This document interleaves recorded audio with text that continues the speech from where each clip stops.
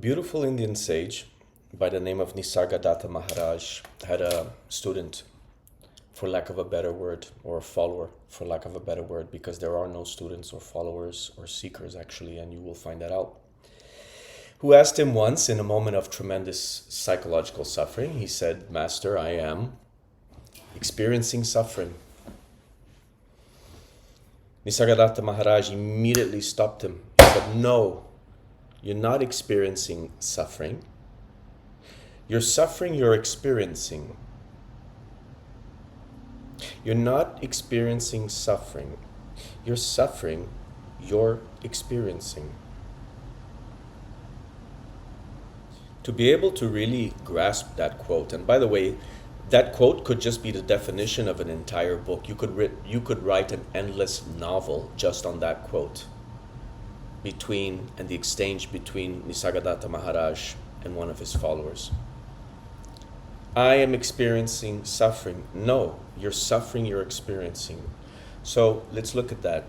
Because if you can understand this will break you free. This has the potential, if you really get this, to implode your ego, to implode the idea you have of who yourself, to implode the software. This is all software, it's programming. It's all programming, it's being programmed the whole time. How do you know this? You need to take a step back. You can't see things from the inside. I'll give you an example. People who have never traveled anywhere outside of their town. And yes, I've met people like that. I'm not saying that's bad or good. It's just the way it is. But do you think that they have a much more limited perspective? Let's say somebody grows up in a small little rural town, let's say in Missouri, in the middle of the United States. Do they know? Do they really understand the cultural nuances and the inklings of somebody that's grown up in Taipei, Taiwan, or in Seoul in South Korea, or in Lucknow in India? No, they have no idea. Because, and what I just said is clue to you. They have no idea.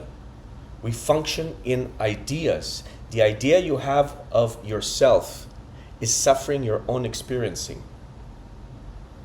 It's like when you eat an apple. Let's say nobody's ever tasted an apple and you've been eating apples your entire life. How are you going to explain to somebody the taste of an apple? Would you say, and I'm not asking you to agree or not, I'm just asking you to reflect, because this is not about proving anything. That would be misleading to try to prove something, because then it would bring us back to the conceptual realm. Then we'll have to access that software again to be able to figure things out. But that's not what this is about. You need to transcend that. You need to go beyond trying to figure things out, because then you're stuck in a loop. So how do you do that? Well, let's go back to the reference of the apple. It's impossible to have somebody know exactly what an apple tastes like unless they've actually tasted it. You can explain it all day long. You can use all kinds of metaphors. You can use all kinds of juxtapositions, but it's never going to exactly be the real experience, will it? If you've never tasted an apple and somebody's trying to explain to you what an apple tastes like, how are you ever really going to know what it tastes like? Through your mind? That's how you live your life. That's how I live my life. That's how the majority of human beings live their life. They experience it through their thoughts. They experience it through their minds without experiencing it firsthand. The firsthand experience, what I'm talking about here, is waking up to your true nature and realizing who you are. So how do I communicate something that I've seen that's taken me many, many years, through a lot of pain, a lot of suffering, but ended up being one of the most extraordinary things that has ever happened? It took a long time because it set me free. It negated all of this software. You can function. In fact, not only can you function, you can thrive. You will thrive without the incessant mental noise. That little me, the thinker who you take yourself to be. You are not your thinker. You are not that thinker. You are not that little voice. That's a belief system. You've been programmed. You were not born with it. Were you born with all of your beliefs? Of course not. That was programmed in you. That's your software.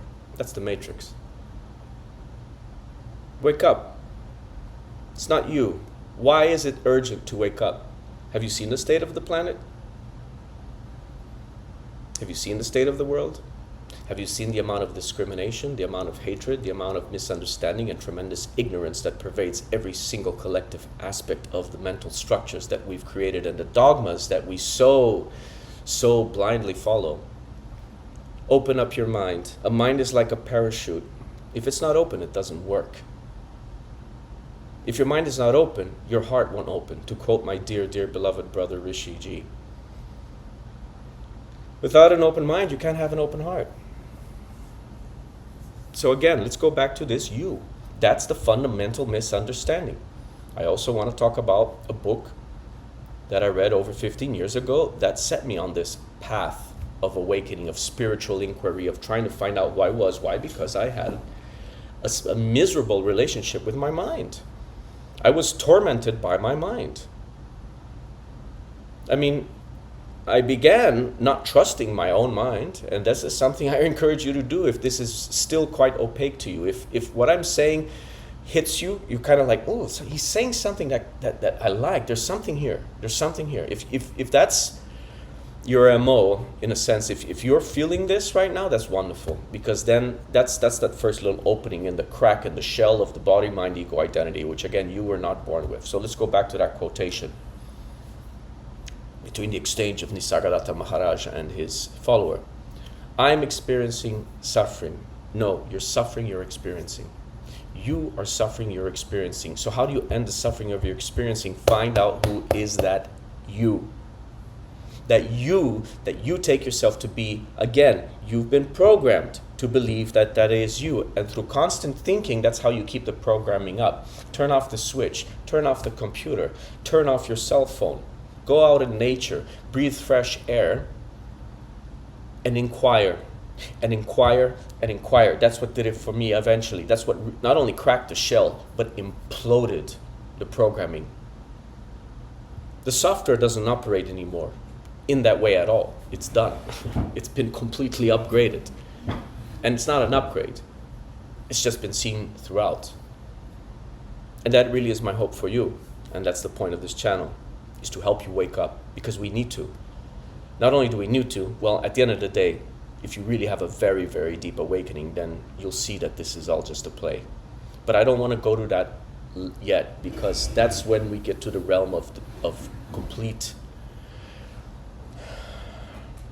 self-realization, which is beyond any word that you will ever be able to describe. That's just like, yeah. I'm not going to go there yet. Because that's the realm of the unspeakable. That's who you really are. But the first realization, I just want to guide you through the process of what helped me, was to start realizing you're not that one who is struggling. You are not the one who is suffering. There are experiences that are happening, and you're suffering those experiences because you're believing in your thoughts, and you are the ultimate creator. You're creating all of this. Realize that as well. So when you read about the law of attraction, all of these things, those are wonderful. But then you have to also ask yourself, who is the one who wants these things? Is it your real you, the true nature of who you really are, your being beyond the mental noise and psychology? Or is it that little thinker? Is it that little me that you've created that believes that it wants certain things? Be careful what you wish for. That's my caveat for the law of attraction. Yes, it's very real, the law of attraction.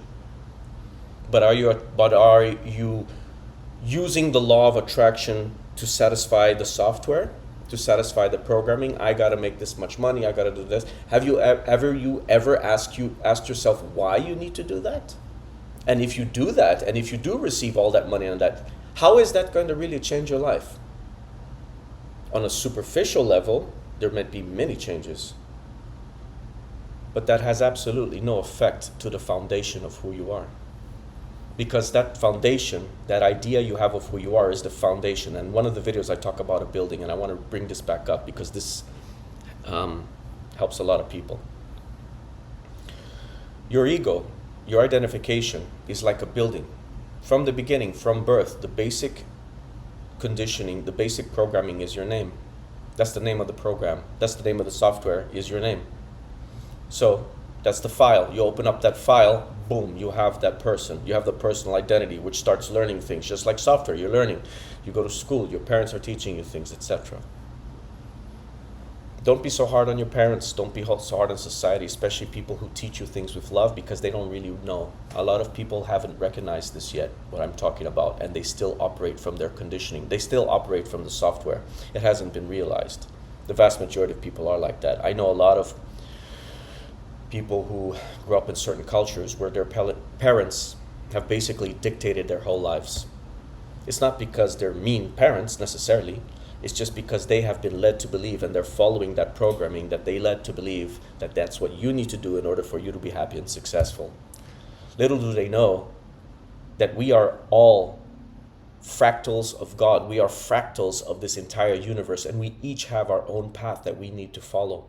So if I had a parents, and luckily I didn't, but I know some do, have a parents who are telling their kids, you need to go to this school. I mean, in fact, I already know parents, I've heard, I don't know, but I've heard, who already choose before the child is born what kindergarten they're going to go to, what school they're going to go to, and then they're going to give their kids an option of 3 universities. You either have to go to this university, and then they're going to give their kids an option of profession. Now, you need to either be this, or this. You have to be a doctor, a lawyer, or an accountant, whatever it may be, anything.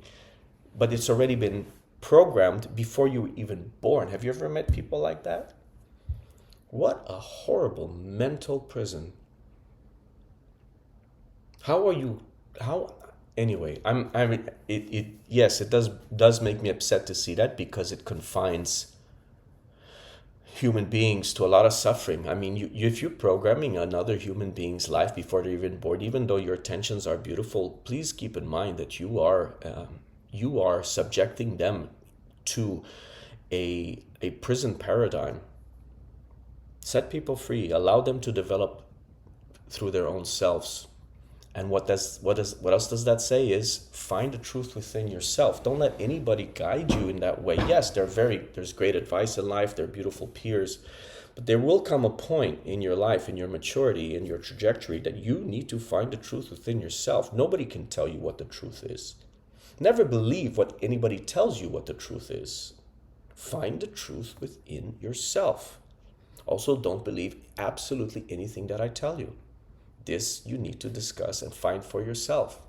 Find that out for yourself. So, I'm suffering my experiencing.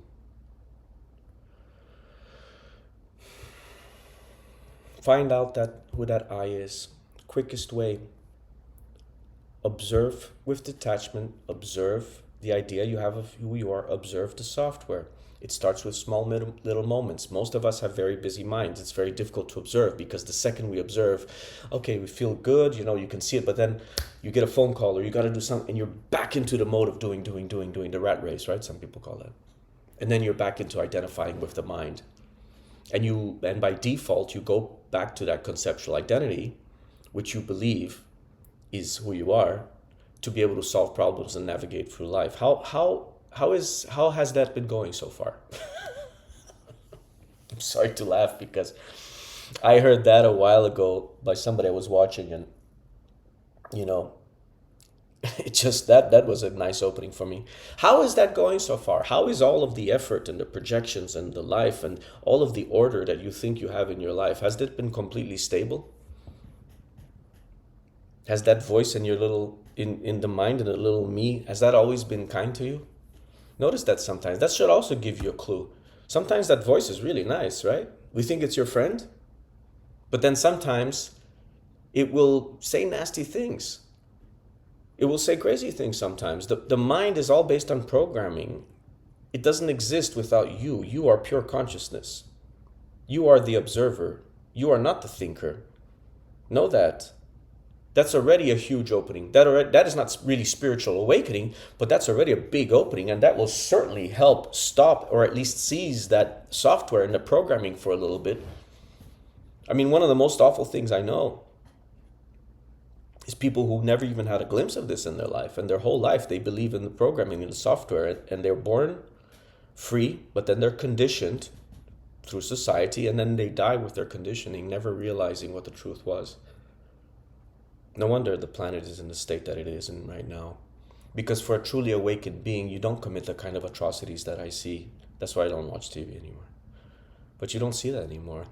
Once you truly are awakened, once you truly have opened up to your heart, once you go from your body, from the mind to the heart, from the third to the fifth dimension, once it's completely open.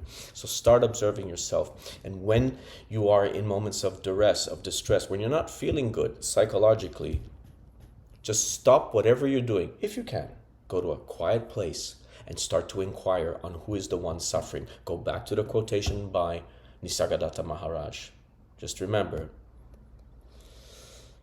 you are not experiencing suffering. You're suffering your own experiencing.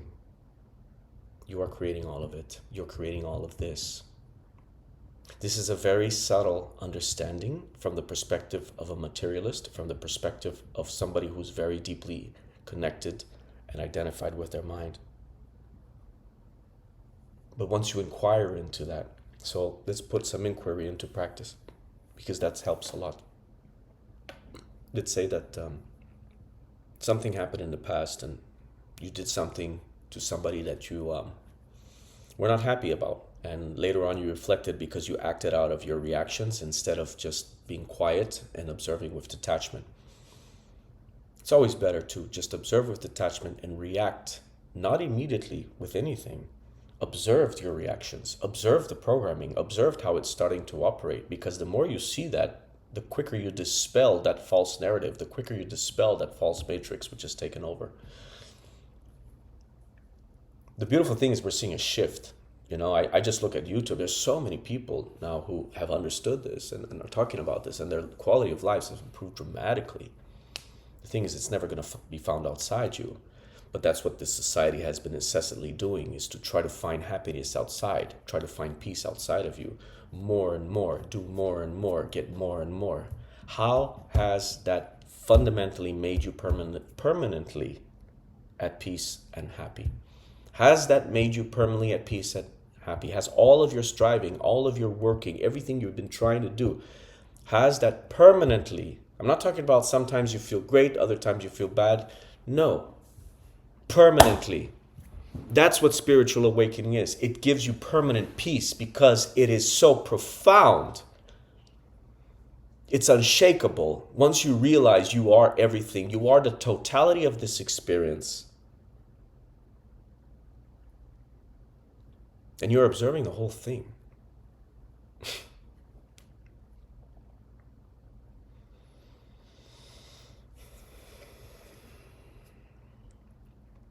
So if you have a moment of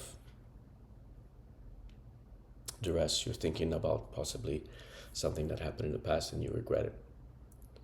And thoughts can be intense sometimes. Sometimes it's even better when it's very intense. You might think, no, I don't like these thoughts. Well, sometimes it's even better because it's going to almost force you to just look at it. When you're out of move, so to speak, when you try to figure it out in your mind, there's going to come a point where, the mind can only take you so far. The thoughts can only take you so far. The programming can only take you so far. Why? Because it's not original. Yeah, you've never had an original thought. All thoughts are based on language. Realize that. Language is fully programmed. You were not born speaking language. You've been programmed. So you operate based on language. You operate based on programming. And then you believe it, and then even worse, we create an identity using language. We create an identity using language. The building is not stable. It's based out of something that's very ephemeral, very visceral, very superficial. Language. As I'm speaking, where are these words? These are sounds. Yes, they are vibrations. But through these sounds and vibrations, we are creating and programming and been programmed to believe that we are a conceptual identity. You are not a conceptual identity. Where is that concept? I can't touch it. Where am I? I can't touch it. I'm not a conceptual identity. You need to wake up to that. You're not a conceptual identity. And once you realize that, already so much space, so much relief and understanding. If it's unshakable, if it really hits you here, it's unshakable. And that entire building collapses. That's your ego. That's your body, mind, identity. That's the structure. That's the programming. That's the software. Done. And then why? Because the foundation, being your name, the idea you have of who you are, it's come to see that it never existed. So if the foundation is destroyed, the building will automatically collapse. And in that previous video, that's where I talk about shadow work. Be careful if you go too much into shadow work. Shadow work has its uses, don't get me wrong. But the more you go, if you're not very clear on who you really are, it can lead to more suffering to do shadow work. And I don't know anybody who consciously wants to suffer more unless you're a masochist.